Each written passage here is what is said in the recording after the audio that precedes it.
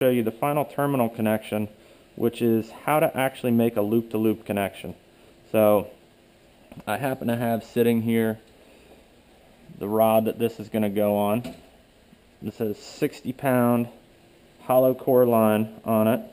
I've already put a spliced end loop on the line, and what that means is I've doubled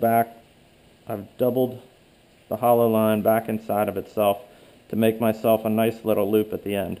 So there's no knot anywhere in this main line coming out. Super smooth connection here, and now I've got this loop-to-loop connection that I'm going to make, and the only knot, or the knots that are on here, have been tested to well over 50 pounds, so I've got pretty good confidence in what's going on here. So loop-to-loop connection goes like this. We open up our braid loop and we put it into our monofilament. I'll do that again. The braid loop goes into the mono loop. We take the end of the leader and put it through the braid and pull the entire leader through. Now obviously, this is easier to do without the terminal gear on here, but if this leader is in your bag ready to go, this is how you've got to do it. The other neat thing about a splice end loop is you can pull the braid back and make it a much bigger loop.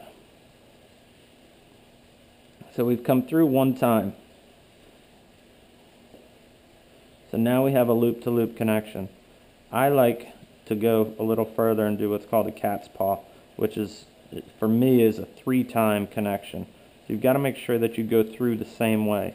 See, the mono is over the braid, so we open these two loops up again, and we grab the terminal end, which is our swivel, and we come back up through this, and we're coming through both loops.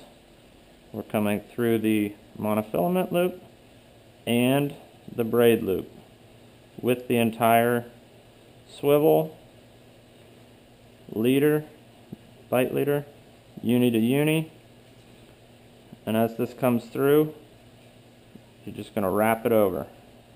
Now we've got 2 passes through. I want a 3rd pass through, so again,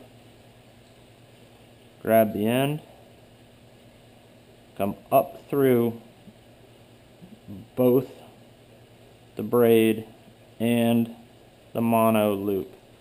Whole thing comes through, next knot comes through. As you get down there, you just sort of roll this over on itself.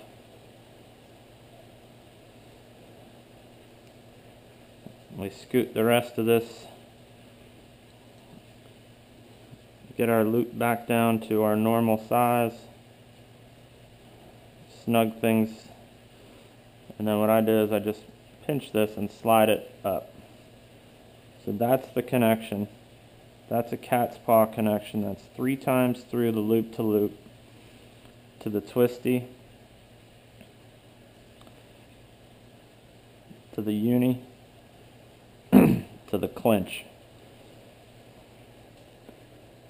Now what I'll do is I'll take a couple wraps on the braid and I'll put it back on there and I'll test this connection as well.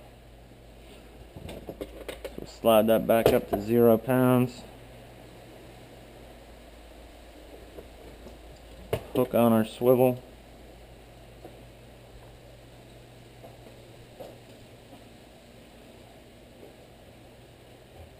You can see the fatness of the splice. So I'll come way back here on the single braid. You gotta be really careful about your hands here and not over wrapping. So again, I'm just going to turn away.